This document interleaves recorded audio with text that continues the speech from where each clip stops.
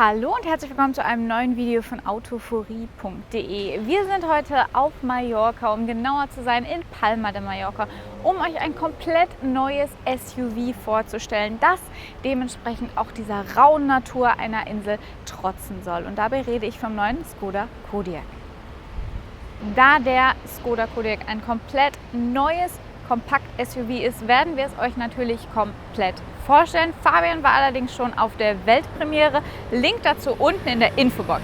Jetzt können wir das Ganze mal ein bisschen in Ruhe und zugegeben bei ein bisschen Wind mal genauer unter die Lupe nehmen. Wir sehen ganz klar, die Designsprache von Škoda bleibt aufrechterhalten. Wir sehen hier vorne die Schnüss, wie ich sie gerne nenne, die immer noch dieses typische Škoda-Auftreten hat, dieses typische Škoda-Lächeln, um genau zu sein. Aber es sind einige Details, die sich verändert haben. Zum einen haben wir hier oben drauf sehr Gradlinienkanten, sehr scharfe Kanten. Das kennen wir von Škoda schon, aber eher in der Form, dass es nicht so dominant ist. Hier tritt es dann doch ein bisschen mehr heraus. Obwohl der Grill hier oben natürlich das ist, was definitiv den Blick auf sich zieht und die hochgestellten Streben natürlich auch einen ziemlich aggressiven Touch haben, endet der Grill tatsächlich nicht hier, sondern er geht praktisch unten nochmal weiter, ist dann von einer Linie unterbrochen und hat unten nochmal sozusagen eine Fortsetzung, allerdings dann in Wabenoptik und nicht mehr in hochgestellten Streben. Dazu haben wir ein bisschen Chrom, beziehungsweise eigentlich schon deutlich, es fügt sich allerdings relativ schön ein, weil es wirklich nur ein Rahmen ist und kein Designdetail, was nochmal oben drauf gesetzt wurde. Und das Ganze wird dann komplementiert von den optionalen Voll-LED Scheinwerfern, die man sogar in der Basisversion kaufen kann, wenn man den möchte. Das ist nicht so oft zu sehen. Wenn man sich die Scheinwerfer genauer anschaut, wir sehen da so kleine kristalline Anteile, die dann so ein bisschen was Kristallähnliches haben sollen. Da muss man dazu sagen, wo kommt der Wagen her? Aus Tschechien, genau. Und was können die gut? Kristall. Dementsprechend sollte das Ganze in diesen kleinen Strebungen, in diesen bisschen Schnitzereien, die da sozusagen reingemacht wurden, wieder aufgegriffen werden. Ich weiß nicht so wirklich, ob es mich jetzt an die tschechische Glaskunst erinnern würde, aber ich finde auf jeden Fall, es ist ein Hingucker und vor allen Dingen wirkt dadurch der Scheinwerfer selber noch mal ein bisschen hochwertiger. Wenn wir dann einen Schwenk auf die Seite machen, sehen wir diese geraden, klaren Linien von vorne auch an der Seite. Es zieht sich einmal komplett raus und es steht sogar so richtig die Karosserie an der Stelle ein Stück weit draußen. Was uns aber außerdem noch auffällt ist, weil wir hier ein SUV haben, Plastik. Einmal hier um den Radkasten rum, komplett unten entlang. Das dient natürlich dem Schutz. Ein bisschen Optik macht es natürlich auch. Es wirkt dadurch ein bisschen brachialer, aber primär ist es einfach der Schutz, das ist ganz klar.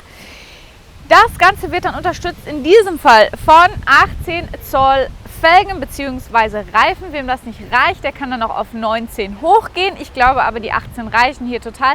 19 wirken natürlich noch mal ein bisschen brachialer, noch mal ein bisschen mehr auf den Boden gestellt. Es fällt auf, der Radkasten ist relativ hoch.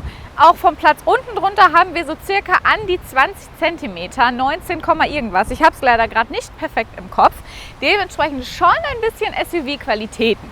Damit das Ganze aber nicht zu sehr nach SUV aussieht und schon ein bisschen Design hat, ist das Ganze dann nochmal von so einer Chromzierleiste eingefasst worden. Auch von hinten fällt selbstverständlich das Plastik auf, beziehungsweise dieser Schweller, der sich praktisch einmal rumzieht, damit alles gut geschützt ist. Der sticht natürlich hier hinten besonders ins Auge. Was allerdings auffällt und was ein bisschen ungewöhnlich meiner Meinung nach von der Designsprache her ist, dass nochmal diese Wabenoptik vorne vom Grill nochmal reingesetzt wurde und wieder in einer eigenen Ebene. Habe ich so in der Form noch nicht so wirklich ausgeprägt gesehen, finde ich aber sehr, sehr interessant.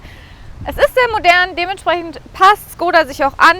3D-Scheinwerfer bzw. Heckleuchten sind momentan der Trend. Hier haben wir das Ganze jetzt nicht unbedingt in der 3D-Form, aber wir haben hier nochmal herausgestellt praktisch dieses und das Ganze wirkt insgesamt sehr katzig, sehr scharf, sehr, ja, so richtig reingefräst, möchte man eigentlich sagen. Diese Heckleuchten gefallen mir sehr, sehr gut, denn ich finde, sie sind einfach mal richtig was anderes, dass sie so richtig spitz zulaufen. Der Škoda Kodiaq ist an sich als 7-Sitzer erhältlich. Wir haben hier jetzt die 5-Sitzer-Version und dementsprechend haben wir ein Kofferraumvolumen von 720 Liter. Wem das Ganze nicht reicht, der kann selbstverständlich die Rückbank zurückklappen und kommt dann auf über 2000 Liter. Und das ist doch eine Zahl, die man sich mal ein bisschen auf der Zunge zergehen lassen muss. Also Platz ist da definitiv vorhanden. Und die elektrische Heckklappe, die ich gerade schon bedient hatte, die ist natürlich optional auch erhältlich. Bei den Antrieben schöpft Skoda mit dem Kodiaq fast aus den Vollen, denn ein paar Motoren oben hinaus sind noch nicht so ganz bestätigt. Eventuell könnte noch der 240 PS Biturbo-Diesel kommen und der 220 PS Benziner. Aber zum Marktstart wissen wir erstmal von 125 PS bis zum großen 190 PS Diesel bzw. großen 180 PS Benziner gibt es hier an Bord alles, was das Herz begehrt. Wir haben jetzt hier die mittlere Variante. Der bekannte 1,4 TSI mit 150 PS und aktiver Zylinderabschaltung. Das heißt, wenn nicht genug Leistung gefordert wird, in Anführungszeichen, dann geht er im niedrigen Lastbereich einfach in den Zweizylinder-Modus, was so minimal Sprit sparen soll. Das tut es auch effektiv ganz wenig. Wir haben hier ein maximales Drehmoment von 250 Newtonmeter und optional, wie auch jetzt hier, die Wahl auf das 6-Gang DSG. Dabei kurz erwähnt, das 6-Gang DSG gibt es nur noch mit diesem Motor. Alle anderen Motoren, die mit DSG verfügbar sind, optional oder serienmäßig, setzen schon auf das neue 7-Gang DSG. Bei den großen Motoren gibt es dann auch Allradantrieb serienmäßig. Hier haben wir jetzt auch nur Frontantrieb, was ich aber glaube für den Kodiaq ausreicht. Auch bei den Assistenten wird jetzt bei Skoda aus den Vollen geschöpft. Das heißt, wir haben zum Beispiel einen City-Notbremsassistent, der bis 34 km/h komplett autonom auf Null bremsen kann. Wenn zum Beispiel ein Fußgänger vor die Flinte läuft, dann bremst das Auto komplett, ohne dass der Fahrer was dafür tun muss. Und das System agiert auch noch darüber hinaus, sodass man zumindest mal die Geschwindigkeit verringert wird. Darüber hinaus gibt es etwas, das uns mit diesem Teil hier hilft, nämlich den Anhängerassist. Den kennt ihr eventuell schon aus dem Passat-Video.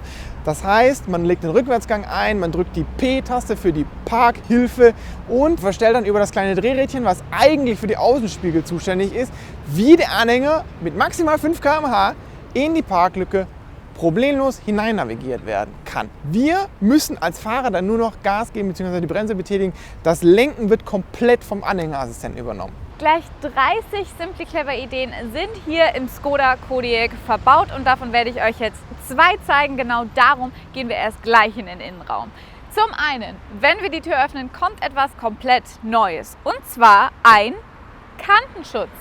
Er fällt vielleicht nicht direkt auf den ersten Blick auf, aber genau dieses Teilchen klappt sich erst dann aus, wenn wir die Tür öffnen. Es ist leicht gummiert, beziehungsweise ist eigentlich komplett aus so einer Art Hartgummi und soll sozusagen nicht nur die eigene Tür, sondern auch die Wand beziehungsweise eventuell das daneben stehende Auto schützen. Und wenn wir die Tür dann öffnen, dann sehen wir direkt noch ein weiteres Detail, was Fabians Herz und auch meins im Sturm erobert hat. Nämlich auf der Fahrerseite wie auch auf der Beifahrerseite haben wir hier versteckt 2 Regenschirme. Wie praktisch und simply clever ist das denn? Und genau dieses Gadget bekommen wir dann ab der mittleren Ausstattung. Aber jetzt kommen wir zum Innenraum und auch hier ist wirklich alles neu, sogar neuer im Prinzip als draußen. Denn diesen Frontteil hier bzw. diesen kompletten Aufbau kennen wir wirklich noch aus keinem Skoda. Er ist erst mit dem Kodiaq eingeführt worden. Kommen wir zunächst einmal zu den Sitzen. Die bestehen in der Tat aus 2 verschiedenen Materialien. Zum einen, ja, wie wollen wir es nennen? Ein sehr raues Leder, allerdings kein Echtleder.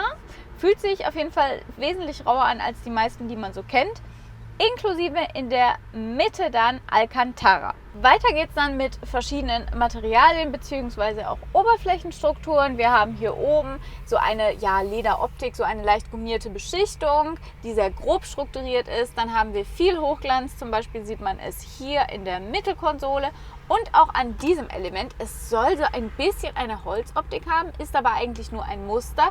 Ich persönlich finde das sehr schön, weil es wesentlich moderner ist als die Hölzer, die wir dann so aus den klassischen Fahrzeugen kennen. Es ist halt so ein Mittelding zwischen elegant, aber wir sind auch irgendwie sportlich. Finde ich eine ganz nette Lösung. Ebenfalls neu ist dann das neue Columbus-System von Skoda. In diesem Fall haben wir hier ein 8 Zoll Touch-Display, der, finde ich, sehr elegant und schön aussieht. Leider natürlich durch dieses Hochglanz bzw. durch die glatte Oberfläche immer ein bisschen anfällig für Fingerdatscher ist, aber erstaunlicherweise weniger, als ich es schon von anderen Modellen erlebt habe. Selbstverständlich haben wir auch hier im Skoda Kodiaq ein bisschen Plastik hier, ein bisschen Plastik da. Der Preis soll ja nicht so sehr in die Höhe schießen, aber trotzdem haben wir noch so schöne Details, wie zum Beispiel ein Lederlenkrad, was ich persönlich sehr gern mag. Es ist zwar kein Echtleder, aber es hat immer irgendwie noch was Hochwertiges, wenn man das anfasst, im Gegensatz zum reinen Plastik. Des Weiteren, wie ich schon angekündigt habe, 30 Simply Clever Ideen sind hier verbaut. 2 habe ich euch schon gezeigt. Alle kann ich euch gar nicht zeigen, wenn ich sie überhaupt finden würde. Aber ein paar möchte ich doch noch einmal präsentieren. Zum einen haben wir hier dieses Ding in der Mitte. Ich weiß gar nicht, wie man es wirklich nennen soll. Es ist im Prinzip ein Flaschenhalter für 2 Flaschen an der Zahl, der aber in der Mitte so Noppen hat. Und jetzt kommt der Clou dabei. Ich zeige ihn euch einfach mal, denn das ist der Clou daran. Man kann ihn entweder komplett entfernen und hat hier einfach ein bisschen mehr Stauraum, wenn man das denn braucht. Oder aber man dreht dieses Teil, was übrigens auch Schlüsselhalter, Münzhalter und auch Kartenhalter noch integriert hat, einfach um und hat dann so eine Oberfläche, auf der das Handy bzw. diverse glatte Gegenstände ein bisschen besser haften, denn sie ist leicht gummiert. Und apropos Handy ablegen, wer es dort nicht hinlegen möchte, kann es hier reinlegen in dieses kleine versteckte Fach. In unserem Fall haben wir tatsächlich einfach nur eine gummierte Oberfläche. Allerdings gibt es auch das induktive Laden bzw. eine Ladeschale, die induktives Laden direkt im Fahrzeug ermöglicht. Und wie immer der obligatorische Sitzcheck auf der Rückbank. Ich bin ca. 1,70 groß, der Fahrersitz ist auf Fabians Körpergröße von ca. 1,80 eingestellt. Und Fabian sagte gerade so schön schon, ich sehe ziemlich klein in diesem Wagen aus. Ja, das mag daran liegen, dass ich hier einfach verdammt viel Platz habe. Zugegebenermaßen, wenn man dann andere Fahrzeuge aus demselben Konzern bzw. auch Skoda in den Blick nimmt, gibt es sicherlich noch jemanden, der das Ganze toppen kann. Aber wir haben hier richtig viel Platz, also einer langen Reise mit den Kiddies. Und da kommt der Punkt, oder aber auch Erwachsenen sollte hier gar kein Problem sein. Ihr seht nach oben nicht nur durch das Schiebedach, was wir hier haben. Ich habe wahnsinnig viel Platz und bei der Kniefreiheit kann man wirklich gar nichts sagen. Ich kann sogar richtig meine Beine gechillt ausstrecken, wie man so schön sagen möchte. Gespickt ist das Ganze hier hinten natürlich noch mit ganz vielen Gadgets. Allerdings haben wir auch eine Tatsache, die ich sehr, sehr schön finde, nämlich man kann die Rückbank verschieben und das ist serienmäßig. 18 cm kommen wir damit vorwärts und selbst wenn wir das wirklich ausreizen, wie ich jetzt gerade, komme ich noch gut zurecht. Das heißt, wenn man kleine Kiddies hat, sollte man eigentlich, wenn der Urlaub ziemlich groß wird, auch noch mal einen Koffer mehr ohne Probleme hinten reintun können, ohne dass die Kiddies darunter leiden. Kommen wir zu den schon erwähnten Gadgets. Es beginnt hier oben beim iPad-Halter an der Kopfstütze des Beifahrers, geht dann aber auch weiter zu Tischen zum Beispiel. Ich zeige euch das Ganze mal an meine. So, damit man auch ein bisschen Ablagefläche hat. An der Seite, ihr könnt es jetzt glaube ich nicht so gut sehen, kann man dann auch noch einen Getränkehalter rausziehen. Und was mein Herz wie immer höher schlägen lässt, ist sowas hier, nämlich eine Popo-Heizung für hinten. Das ist doch wirklich der Traum einer jeden Frau. Ich persönlich möchte darauf gar nicht mehr verzichten. Auf der Rücksitzbank findet man es relativ selten, aber es ist auch da definitiv sehr nützlich. Direkt darunter finden wir dann dieses kleine Ding gespickt mit verschiedenen Anschlüssen. Darunter auch ein richtiger, wirklicher, normaler Stecker, wie ich es immer so schön sage. Finde ich sehr praktisch, falls man mal ein paar Geräte dabei hat, die eventuell keinen USB-Anschluss haben. Der leichteste Kodiaq bringt es mit 125 PS und Frontantrieb auf 1452 Kilogramm. Und da wir nur 25 PS mehr haben und keinen Allradantrieb, wird es nicht allzu viel Gewicht mehr sein. Deswegen bin ich ganz ehrlich positiv hier in den Serpentinen vom Kodiaq überrascht. Also er liegt ziemlich gut. Wir können ja auch im DCC noch mal ein bisschen verstellen, dass die Dämpfer ein bisschen straffer sind. Aber muss ich zugeben, braucht er in Komfort eigentlich gar nicht. Der liegt schon ziemlich sportlich für so ein großes SUV auf der Straße. Wenn wir dann zwischen den Modi wählen, also auch in Eco zum Beispiel gehen, dann haben wir hier auch die aktive Zylinderabschaltung, die ja marginal Sprit einspart. Jetzt hier in den Serpentinen, glaube ich, ist der Spritverbrauch relativ irrelevant, da er einfach höher ist als normal wäre. Aber generell der Motor, ich finde, der passt ziemlich gut in das Fahrzeug. Der hat ausreichend Kraftreserven, auch wenn wir zum Beispiel einen Anhänger eher empfehlen würden, den TDI Allrad zu nehmen, denn dann kann man auch das Maximale an Anhängelast ausnutzen. Generell von der ganzen Abstimmung, Fahrwerk, Lenkung und so muss ich Skoda eigentlich einen positiven Daumen da lassen, denn er ist schon ziemlich direkt ausgelegt, hätte ich jetzt gar nicht so erwartet. Und braucht man den Allrad, also hier auf Mallorca zumindest nicht. Wer natürlich einen Anhänger haben will bzw. hat und den auch ziehen möchte, dem sei der Allrad auf jeden Fall empfohlen. Für den normal betriebenen City-SUV-Fahrer, der kann sich den Allrad, glaube ich, wirklich sparen. Das neue große Columbus-System kommt ja ohne haptische Knöpfe aus, was natürlich auch hier eine schöne, klare, glasklare, wirklich hochwertige Oberfläche daraus macht. Und wir haben jetzt einfach Funktionen, die für mich sehr gut umgesetzt sind, weil Touch ist ja immer so ein bisschen in der Kritik während des Fahrens, aber ich muss mal hier mal kurz einfach mal so zoomen, wenn man zum Beispiel in der Stadt ist und man weiß nicht genau, ist es jetzt die erste oder die zweite oder die dritte direkt hintereinander, und dann kann man einfach so schnell hier rein, und das finde ist einfach sehr gut gelöst und bringt auch einen enormen Vorteil, bevor man jetzt hier einfach irgendwelche Plus-Minus-Knöpfe suchen muss, sondern einfach wie eben vom Smartphone rein, zack, groß, fertig. Übrigens möchte ich euch noch mal ganz kurz etwas zum neuen Columbus-System sagen, beziehungsweise generell das Ganze noch mal ein bisschen in ein paar Sekündchen angucken. Wir haben hier wirklich ein Touch-Display, was meiner Meinung nach sehr schön und sehr schnell funktioniert. Das Bild ist sehr schön klar, es ist sehr präzise, es reagiert generell auch einfach sehr schön. Und was wir hier außerdem drin haben, ist dieses kleine Zeichen, nämlich das Skoda Connect Paket. Darin enthalten sind unter anderem Google Street View, Google Earth, alles Dienste, die ja normalerweise sehr teuer sind. Beziehungsweise Skoda macht es so, im Gegensatz zu vielen anderen Herstellern, dass es tatsächlich erstmal ein Jahr komplett kostenfrei ist. Was sicherlich ein definitiver Pluspunkt ist, damit man das Ganze mal ganz ausführlich für sich testen kann und entscheiden kann, ob man es denn wirklich braucht. Ebenfalls optional ist ein LTE-Hotspot, wenn man ihn denn möchte. Kommen wir zum Fazit des Skoda Kodiaq. Ja, es ist ein weiteres SUV, es ist ein weiteres Kompakt-SUV, was den Markt befüllt. Ist ja nicht so, als ob wir nicht genug hätten. Aber wir haben immerhin so ein paar wirklich ganz klare eigenständige Merkmale. Das ist zum einen das Design, was ich finde wirklich mal so ein bisschen diese Kompakt-SUV-Klasse auffrischt. Dann haben wir einfach sehr clevere Assistenten bzw. Zusatzfeatures, wie zum Beispiel im Innenraum euch Larissa einfach gezeigt hat mit diesen flippbaren Dingern, mit diesem Regenschirm. Also man denkt sich hier bei Skoda einfach wirklich komplett von A bis Z, wie kann ich es der Familie einfacher machen. Gut, der 7-Sitzer ist für mich mehr so eine Notlösung. Wenn man wirklich 7 Sitze brauchen würde, dann würde man wahrscheinlich zu einem anderen Auto greifen. Aber mal ebenso die Kinder hinten drauf schnallen, das funktioniert, glaube ich, ganz gut. Bevor ihr uns jetzt verlasst und ich mich in die Wellen stürze, habe ich noch eine Frage an euch, und zwar, wie gefällt euch der neue Skoda Kodiaq? Es gibt so viele SUVs, es gibt so viele Kompakt-SUVs. Wäre das jetzt ein Fahrzeug, was ihr euch persönlich zulegen würdet? Wenn ja, warum? Wenn nein, warum nicht?